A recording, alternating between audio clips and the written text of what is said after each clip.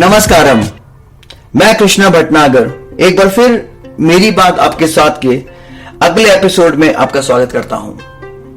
मैं इस शो को इंग्लिश में दूसरे podcast show my talks with you के नाम से भी कर रहा हूं। आप चाहें तो मुझसे वहां भी जुड़ सकते हैं। आइए इस एपिसोड में हम खुशी, उल्लास और आत्मबोध के सफर को आगे बढ़ाते हैं। मैं अपनी किताब जो मैंने लिखी है माया के कुछ अंश भी आपसे यहां पर साझा करूंगा। हम सभी इस ग्रह पर बिना किसी पूर्वग्रह के जन्म लेते हैं।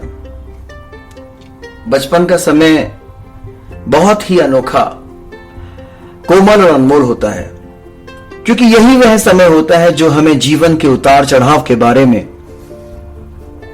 जिसके बारे में कुछ भी नहीं पता होता।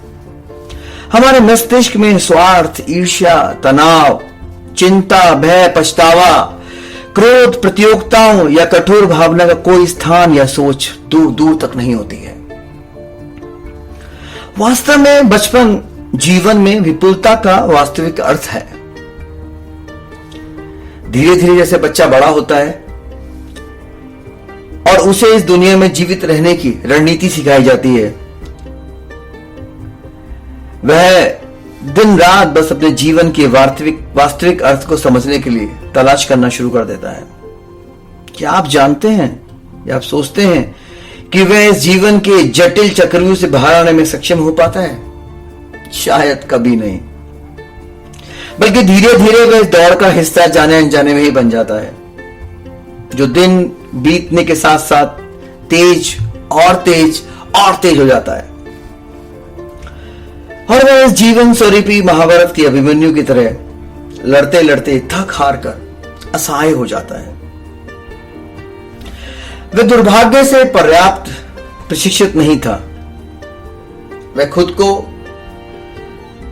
ऐसी स्थिति में पाता है जहां उसे इस ग्रह पर जीवित रहने या हारने या दूसरे शब्द में जीवित रहने के अलावा कुछ भी देखने को नहीं मिलता है। इसे ही डार्विनवाद कहते हैं। अधिकांश समय हालांकि उन्हें विजेता घोषित किया जाता है, लेकिन वे खुद को एक गहरी हार के बोझ तले दबा हुआ मानते हैं। इस दुष्चक्र को ही माया कहते हैं। और हमें अपने जीवन की यात्रा में इसे जल्द से जल्द महसूस करना होगा, इसका एहसास करना होगा। हमें अपने जीवन के वास्तविक अर्थ और उद्देश्य को भी समझना होगा, जिसके लिए हम इस ग्रह पर पैदा हुए हैं। हमें इस जीवन को समझना पड़ेगा कि ये कितना छोटा है, और जब तक हम इस जीवन की इच्छा और आवश्यकता के बीच का अंतर कर पाते हैं, तब तक ये खत्म हो चुका होता है। मेरा विश्वास कीजिए, यह महसूस करने में आपको ज्यादा समय नहीं लगेगा कि यह अपने अंत पर पहुंच गया है। सबसे अच्छी और मजे की बात यह है कि यह इतनी तेजी से चलता है आपका जीवन सफर कि पलक झपकते ही यह पार हो जाता है और आप समझ ही नहीं पाते क्या हुआ, सिर्फ यादों के सहारे रहते हैं। ये कल की तो बात थी, लेकिन जीवन अपने गंतव्य पर पहुंच जाता है। आपको ऐसा लगता है कि कल की बात हो,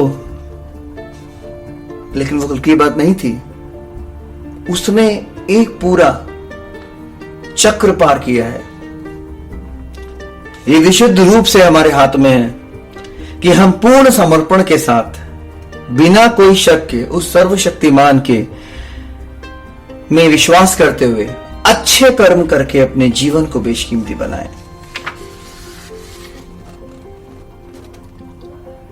यदि आप जीवन में अपने कुछ लक्ष्यों को प्राप्त करना चाहते हैं, तो पहले मजबूत इच्छा के साथ कल्पना करें। यह परिणाम में विश्वास रखने पर आधारित है। यह आशा नहीं कि वांछित परिणाम सत्य होगा, लेकिन यह मानते हुए कि यह पहले से ही सत्य है। आपको यह विश्वास रखना पड़ेगा।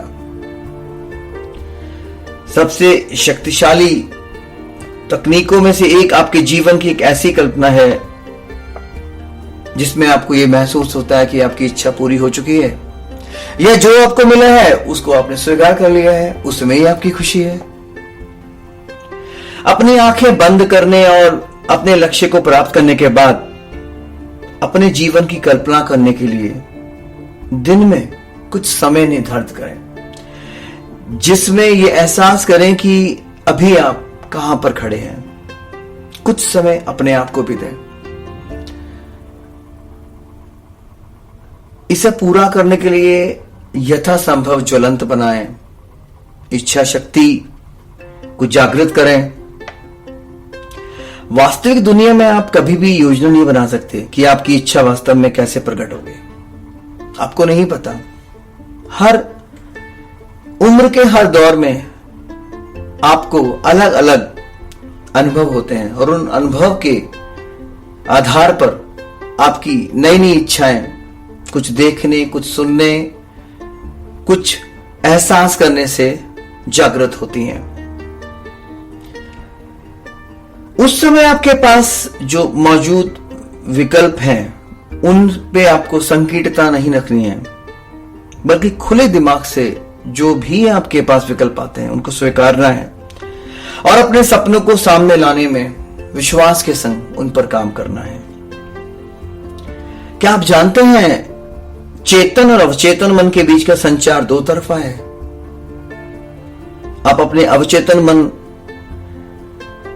को कार्यों, इच्छा और लक्ष्य को दे देते हैं और यह आपको जानकारी, अवसरों और विचारों को वापस देता है। क्या आपने कभी सोचा है कुछ लोग ऐसे क्यों हैं जो आसानी से नए अवसरों को प्राप्त कर लेते हैं? ऐसा इसलिए होता है क्योंकि उनका अवचेतन मन उन्हें एक विशिष्ट समय पर अधिक जानकारी प्राप्त करता है, प्रदान करता है, जो आमतौर पर अन्य लोगों को नहीं मिलता। क्या आपने कभी गौर किया कि जैसे ही आप वास्तव में कुछ करने का फैसला करते हैं, जल्दी ही एक अवसर आता है जो आपको ऐसा करने की अनुमति देता है।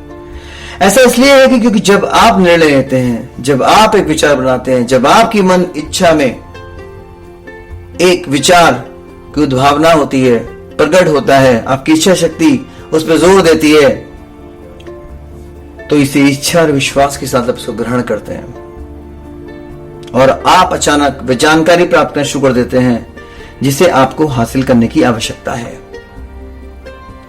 मूल रूप से हमें चीजों को स्वीकार करना शुरू कर देना चाहिए जिस तरह से जो हमारे सामने आती हैं।